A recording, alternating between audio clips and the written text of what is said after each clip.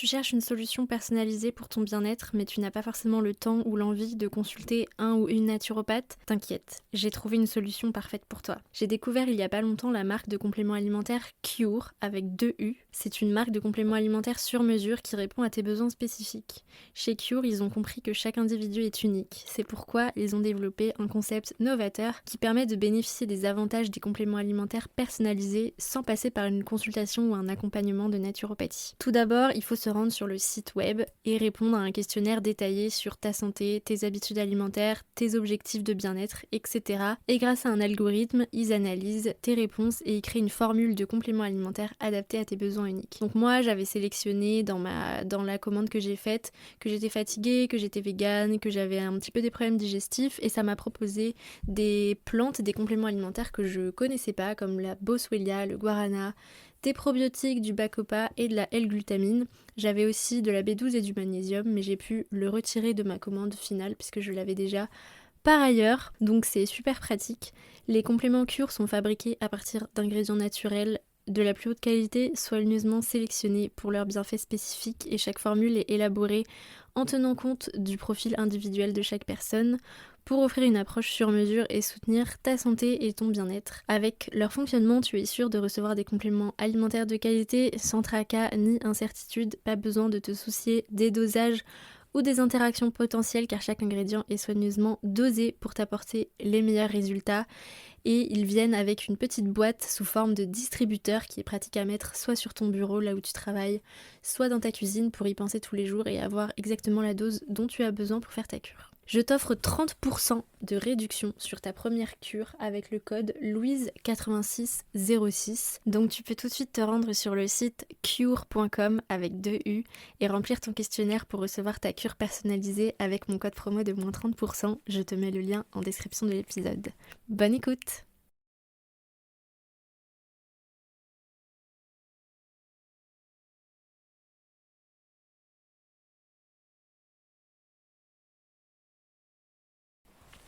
Hello tout le monde, j'espère que vous allez bien. Bienvenue dans un nouvel épisode de Croissante. Aujourd'hui, j'ai envie de vous parler de quelque chose. C'est un épisode qui va pas forcément intéresser tout le monde. Je vais pas vous donner des conseils santé aujourd'hui, mais j'ai vraiment besoin de vous parler d'un truc que je vais probablement un petit peu synthétiser en post sur Instagram, mais j'ai vraiment besoin de cet espace de liberté du podcast pour pouvoir exprimer tout le flow de ma pensée. J'ai besoin de vous parler de pourquoi je montre mon corps dans mon image sur les réseaux sociaux et quelle est ma posture en tant que thérapeute, en tant que spécialiste des troubles alimentaires sur cette image que je renvoie.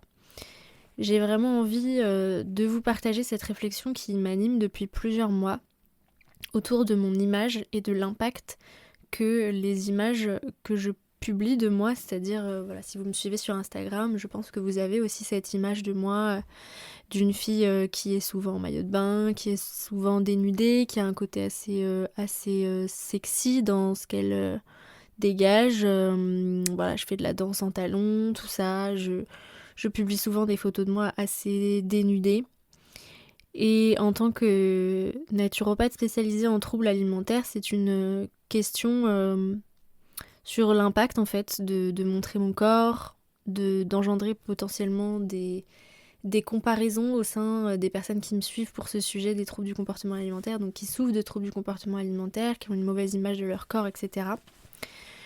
Je me suis fait du coup toute une réflexion que je pense avoir un petit peu mûri et que j'ai vraiment besoin de vous partager. Donc j'ai vraiment besoin de clarifier et de réfléchir à qu'est-ce que je véhicule et à aligner en fait mon éthique avec mes valeurs et ce contre quoi je me bats, à savoir la société grossophobe qui est un des facteurs assez importants dans l'arrivée des troubles alimentaires et de la mauvaise estime de soi et de son image corporelle.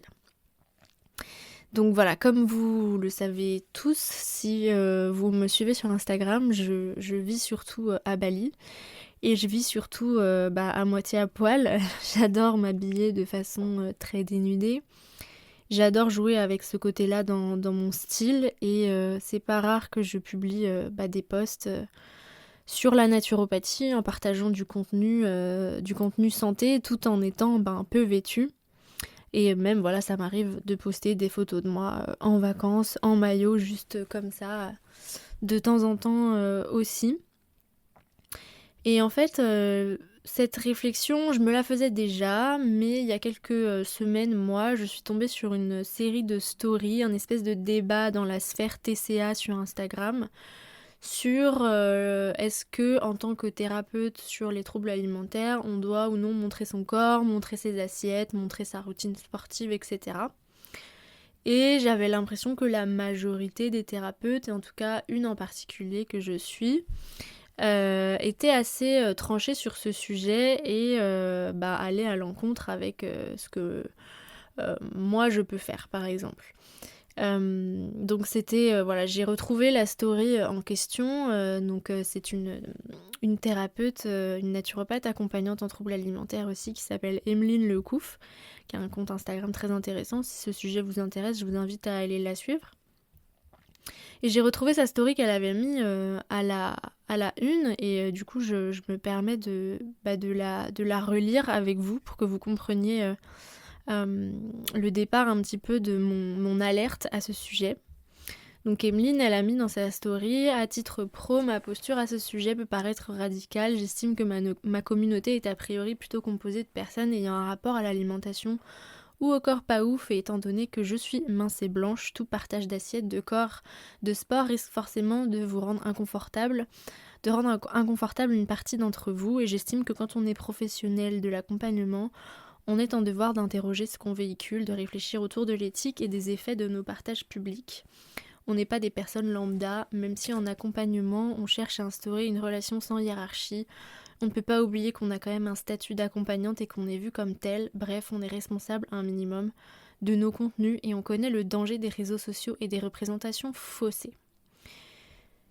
Donc ce type de partage m'a énormément intéressée et surtout je me suis vraiment remise en question parce que d'un côté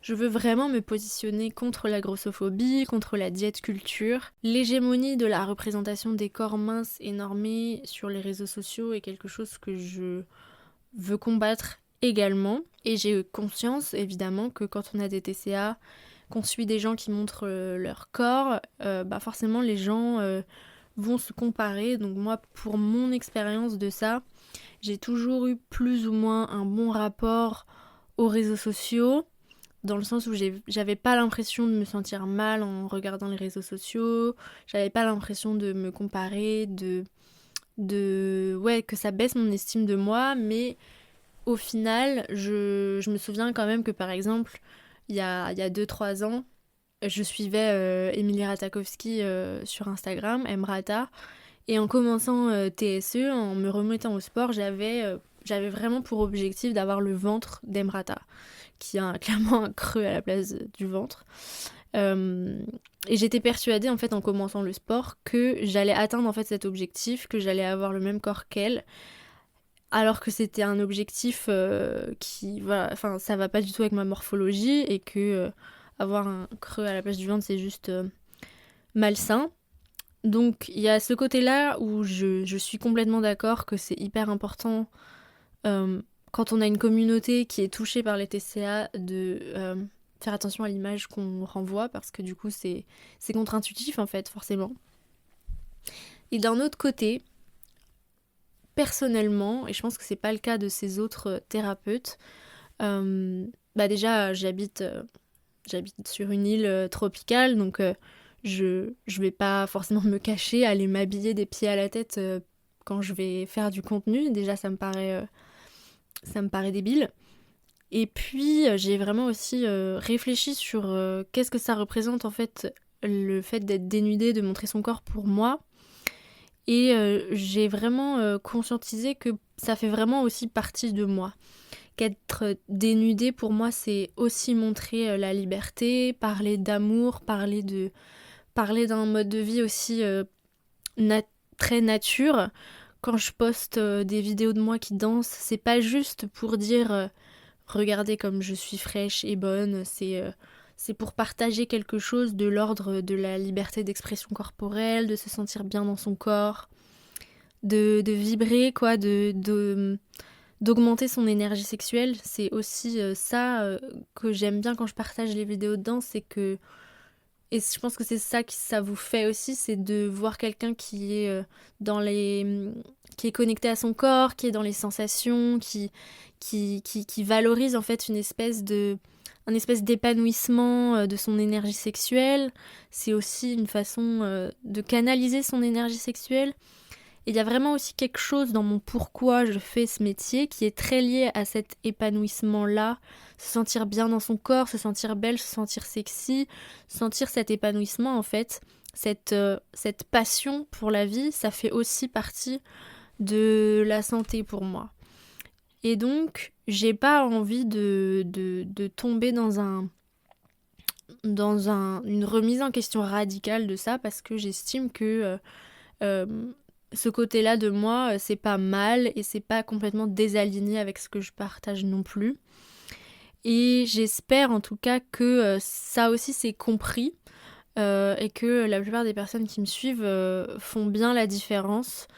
Et pour en avoir parlé avec quelques-unes d'entre vous, c'est aussi le retour que j'ai eu quand je montre mon corps, même si j'ai pas un corps de magazine, hein, parce que voilà, je le montre aussi souvent, j'ai des bourrelets, j'ai de la cellulite, voilà, mais quoi qu'il arrive, j'ai un corps mince, valide, blanc, normé, donc ça peut forcément créer un sentiment de comparaison en fait et d'envie qui peut être malsain.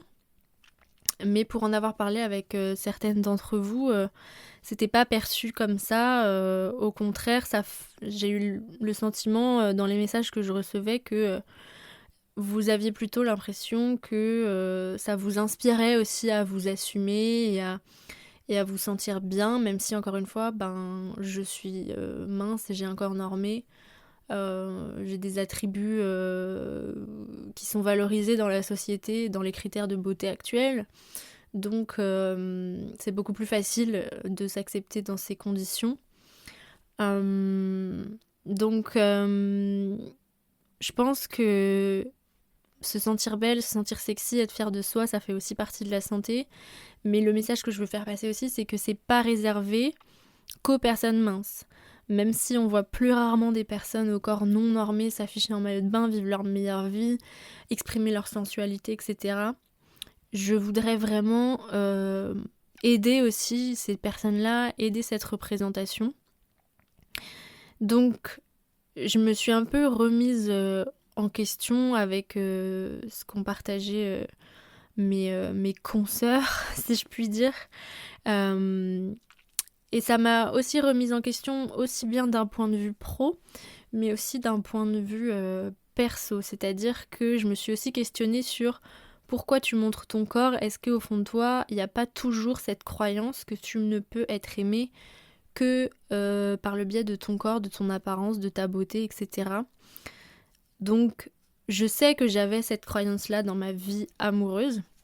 Pendant longtemps, j'ai été vraiment persuadée qu'on ne pouvait m'aimer que parce que j'étais jolie, que parce que j'avais des belles fesses. Si bien que j'attirais pas forcément les personnes qui me correspondaient parce que j'acceptais pas qu'on puisse m'aimer pour autre chose que ça. En tout cas, je ne me l'autorisais pas, je n'y croyais pas. Et récemment, ça a vraiment totalement changé. J'ai attiré des personnes qui m'aimaient vraiment plus pour mon style de vie, pour mes valeurs, pour ce que je faisais de ma vie. Et c'est le cas aujourd'hui, du coup. J'ai vraiment... en ce moment, voilà, j'ai un début de relation avec quelqu'un qui me correspond vraiment, qui m'apprécie et qui me valorise et qui veut être avec moi pour mon style de vie, pour mes valeurs, pour les décisions que j'ai prises dans la vie, pour mon énergie, pour mon cœur. Et pas que parce que je me suis valorisée simplement comme un physique. Et je pense que du coup, ce travail sur ma vie perso, c'est aussi reflété sur ma vie pro. Et je pense que je suis prête aussi à ce qu'il y ait cette dualité, à d'un côté en fait montrer mes compétences, montrer toute la valeur ajoutée que je peux apporter au monde, sans que ce soit complètement corrélé à simplement mon corps.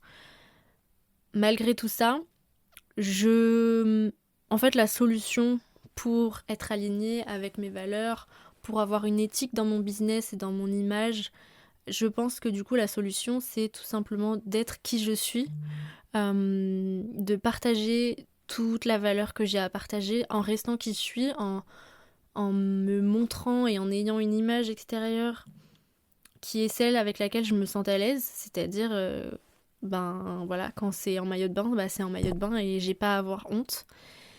Mais par contre, l'effort que je voudrais faire du coup pour contrebalancer aussi un petit peu ça, contrebalancer le fait que bah du coup par ma simple présence en fait, je continue à participer à cette hégémonie de la représentation des corps minces et normés sur les réseaux sociaux et dans la sphère publique.